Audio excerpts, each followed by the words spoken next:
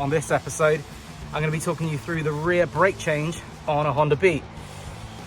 The red Honda Beat. Yeah, that's right. The yellow one now has a friend. I got trigger happy on an auction and I won. I've got myself a 1992 Honda Beat in Festival Red. It's a really, really clean, original example. I'll take you around the car. It's currently up on axle stands as I've already made a start on the brakes, but I thought I'd take you guys along for the journey so you can see what it's like to change the rear brakes on a Honda Beat. So let's head over to the garage.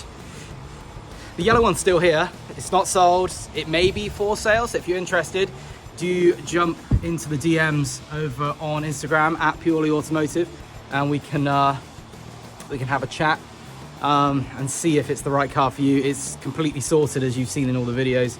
Drives absolutely spot on.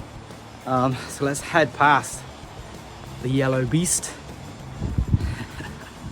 And here's the red one. Here she is. It's on around 90,000 kilometers, so 60-ish thousand miles. It's been in the UK a little while. It's fully original. Last year it had a cam belt and a full service done by a Honda main dealer in the UK, so they can still support these cars. They were a little baffled at how and what to do with it. They kind of priced it and treated it like a Jazz, in all honesty, according to the paperwork. I bought it from an old dude who was simply selling his classic car collection. He had some old Austins, some old MGs, and this little Honda Beat was one of them. He saw it as an engaging, tiny little K car that he found interesting and quirky. So he let it go. He was downsizing, moving house, and he was super old, really nice, well-to-do guy. I really appreciate the sale. It was completely honest. It does have some flaws and some quirks and some niggles, but they do, all of them do. It's 30-year-old modern classic motoring. So I'm changing out the brakes. I'm gonna get the ECU refurbished, part and parcel, like I did on the yellow one, just to avoid any future issues. As it is, it drives absolutely perfectly. You can hop in. I drove it over 100 miles back from collecting it after winning the auction. So I just insured it and hopped in, which insurance for the rest of the year was 20 quid. 20 quid, so good. It was nearly as much to tax it for the month. So super duper cheap. I stuck, what was it, 20 pounds of Shell V-Power, 180 a litre. Yeah, and that's over half a tank. So that got me home absolutely no sweat, and it's still got a whole bunch of fuel left. So we're going to do the brakes today and see what else needs to be done. But like I said, ECU, it needs a deep clean, a detail, machine polish. You know, the same score as I did on the yellow one, just to bring it up to my standards and add it to the collection as a good example. Let's hop in and get on. So these are the rear brake discs for a Honda Beat. They are 220mm, they are solid, they are from Mintex, they're around 20-25 pounds. I got these from a retailer on eBay. Box fresh with some paperwork.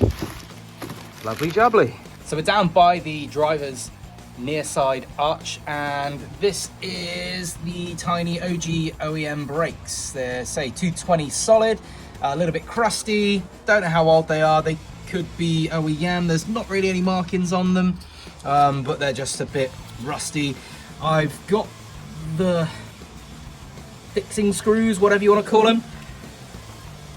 I'm trying not to swear. They've been an absolute pain in my backside. I went out and bought a new impact driver and a big black hammer, and I beat the hell out of them, and they finally came out today after soaking them in some plus gas overnight.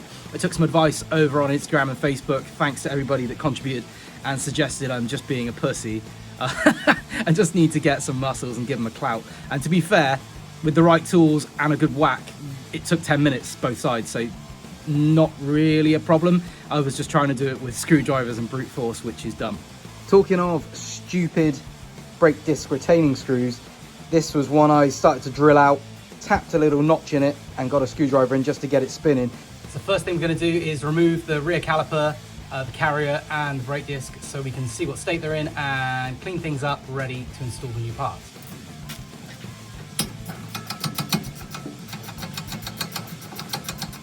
That's the caliper bolts out, a pair of 14mm bolts, nice and easy.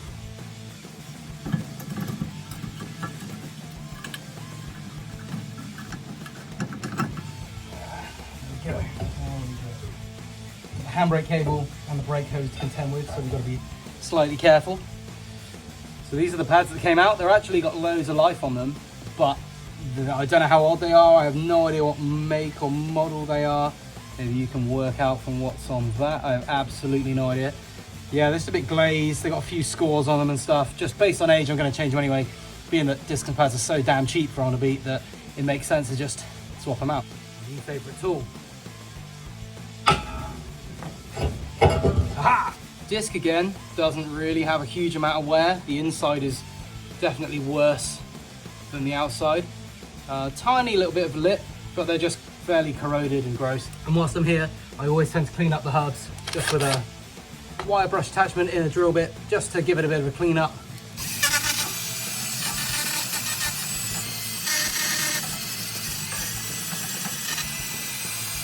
And also clean up the brake retaining clips as well, because they should be shiny and they're covered in brake dust and crap. So whip them over with the wire brush too. I'm just going to quickly wind the piston back in the caliper just to get the clearance to fit the new pads. They're quite stiff, they're quite old, so I'm going to use the jack handle on the manual winding tool just to push it back and give it a bit of leverage.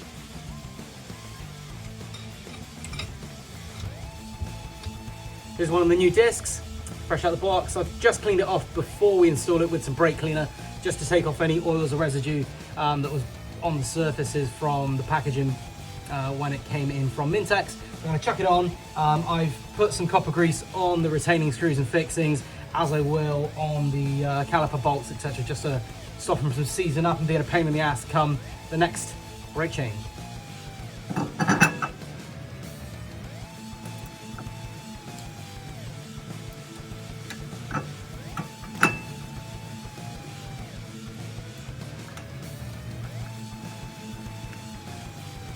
So that's the discs and pads back in place. I just got to refit the caliper carrier back onto the rear of the hub, and they're all done. As always, bit of copper grease on the bolts just for assembly to make things easier for next time.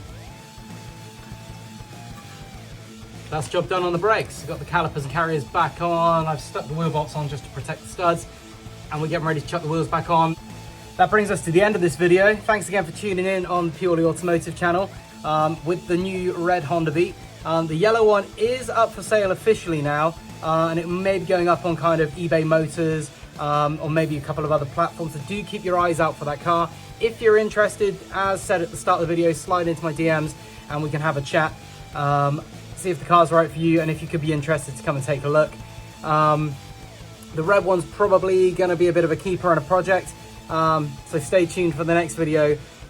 More restoration work, more modifications, first drive, etc. Take care, cheers.